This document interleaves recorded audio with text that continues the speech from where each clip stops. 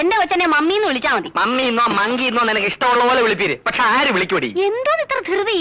Married life ശരിക്കും enjoy ചെയ്തിട്ട് മതി ഒരു കുട്ടിയൊക്കെ. അയ്യോ, ഈ മൊട്ടത്തലയും കൊണ്ട് എൻജോയ് ചെയ്തേച്ചാലും മതി. ഞാൻ മുടി മുറിച്ചതിനെ ചൊല്ലി മേലാൽ എന്നെ കുറ്റപ്പെടുത്തരുതെന്ന് ഉണ്ണിയേട്ടനോട് പല അയ്യോ, ഞാൻ നിർത്തി. നിന്റെ നഷ്ടപ്പെട്ട മുടിയെ പറ്റി ചിന്തിച്ച് ടെൻഷൻ അടിച്ച് എന്റെ മുടി കൊഴിയാൻ തുടങ്ങി. അല്ല, ഞാൻ ഒരു കാര്യം ചോദിക്കാൻ മറന്നു. പിന്നെ കൂടെ പറപ്പാണല്ലോ.